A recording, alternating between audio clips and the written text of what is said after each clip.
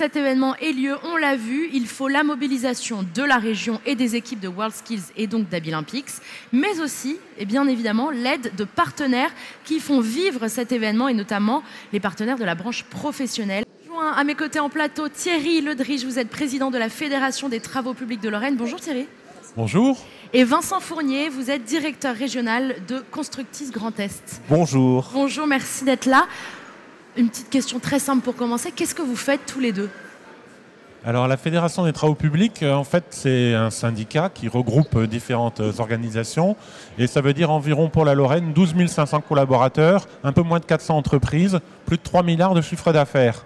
Et donc l'objectif, c'est d'informer, de défendre, de former, je dirais, nos membres, donc nos entreprises, dans différents domaines, que ce soit le social, l'économique, l'emploi, formation, et donc d'aborder tous les éléments dans cette grande galaxie écosystème qui est le monde de la construction, qui regroupe des fédérations, qui regroupe des OPCO, qui regroupe des banques, des assurances, et de donner le meilleur à nos membres entreprises du BTP. Vous avez dit des OPCO ?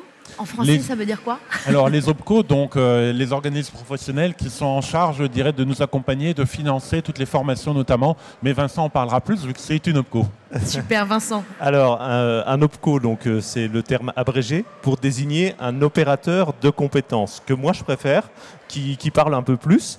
Opérateur de compétences, notre métier, j'en profite pour rebondir et vous expliquer ce que nous faisons. Un opérateur de compétences, sa mission, c'est d'accompagner les entreprises et notamment les PME, TPE dans le développement des compétences de leurs salariés. À ce titre-là, on a une mission essentielle qui est d'essayer de promouvoir l'apprentissage et c'est la raison pour laquelle Constructis est présent aujourd'hui sur les WorldSkills. Alors justement, vous me devancez. Ma question, c'était qu'est-ce que vous faites sur les Abilympics ? Évidemment, vous êtes partenaire, mais est-ce qu'il y a d'autres raisons ? Est-ce que vous avez des compétiteurs que vous accompagnez d'une manière ou d'une autre ? Alors, pour le monde de la construction, on a environ 90 candidats, c'est-à-dire environ 25% des candidats sur ces Olympiades des métiers, enfin ces compétitions des métiers. Le but, c'est quelque part de faire découvrir nos métiers qui font partie de ces grands métiers invisibles comme la restauration ou d'autres activités travaux manuels qui sont méconnus, qui ont des fois une image un petit peu négative, alors qu'au contraire, on a des très beaux métiers, des métiers passionnants, des métiers qui ont du sens, des métiers qui permettent de construire durablement, de voir ce qu'on construit de ses mains. Donc une vraie valeur dans cette période où aujourd'hui tous les gens essayent de donner du sens à leur vie. On dit aux jeunes, venez voir à l'œuvre. Ces gens qui, après 2 ans, 3 ans, je dirais, d'études, généralement, ils sont au niveau bac pro ou BP avec des mentions, ils sont à la fin de leur cursus et quand on voit les œuvres d'art qu'ils arrivent à créer, quelque part, ça prend un peu aux tripes, quoi, et ça donne souvent envie, c'est une découverte pour les jeunes. C'est ce que j'allais vous demander, ça marche ? Et ça marche. Et aujourd'hui, effectivement, notamment pour des jeunes, des fois, qui ne se retrouvent pas dans la voie classique de l'éducation et de l'enseignement, qui quittent l'enseignement général traditionnel, et la voie de l'apprentissage, quelque part, qui se retrouve à travers, je dirais, cette Olympiade des métiers, c'est effectivement d'apprendre un métier directement, un geste, à travers à la fois de la formation théorique dans des CFA notamment, mais également après chez l'entreprise. Et ça permet de rebondir et en finale de réussir, de créer son entreprise, etc. avec un objectif final qui est exactement le même que si on avait suivi une voie générale par simplement un chemin différent.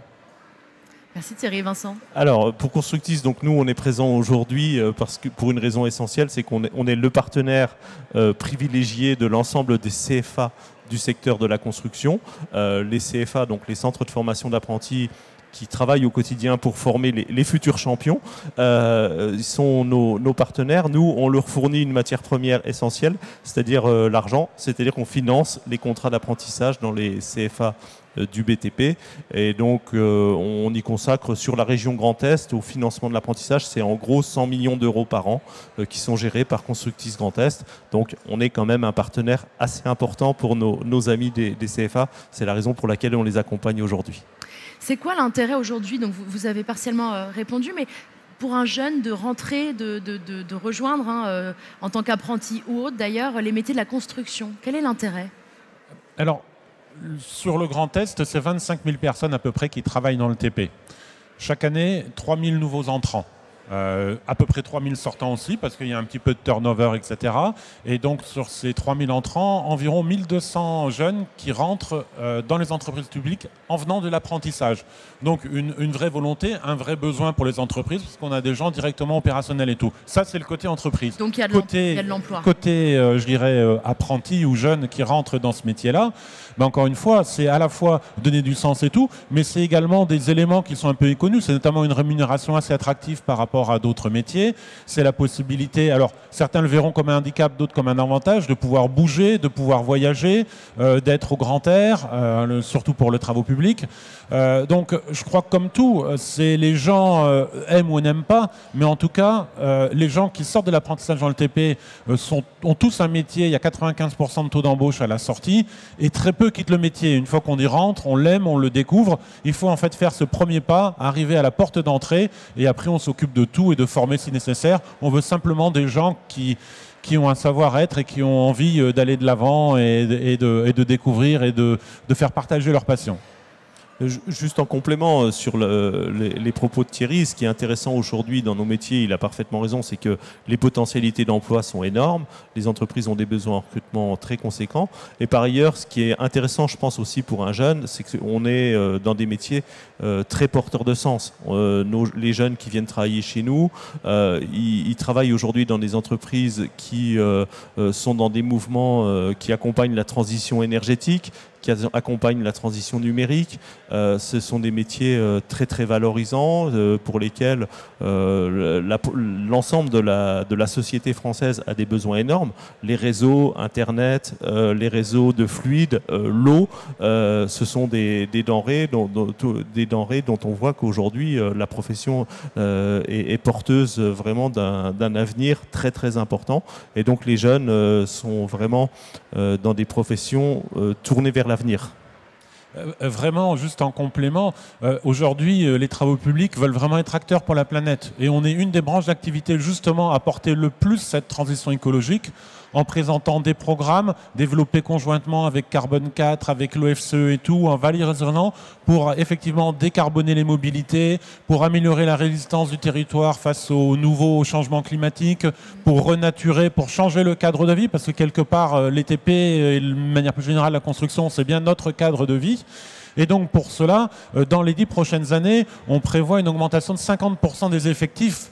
Donc encore une fois, ce besoin, et lorsqu'on fait des sondages auprès des jeunes pour justement savoir si finalement ils ont une vision plutôt négative, plutôt positive de notre profession, aujourd'hui, les travaux publics et le monde de la construction sont bien vus comme un acteur positif qui s'inscrit dans le développement durable, dans l'inclusivité, et on ne l'a peut-être pas assez dit, mais aujourd'hui, c'est vraiment la première édition où conjointement, il y a la compétition des métiers avec les Abilympics, et je trouve que le symbole est vraiment très très fort d'avoir des personnes, je dirais, handicapées qui travaillent sur les mêmes postes avec les mêmes objectifs de performance que des personnes valides. Et enfin, c'est beau. Au même titre que la féminisation des métiers et tout le reste, on est vraiment dans des marches aujourd'hui RSE significatives. Thierry, Vincent, merci beaucoup.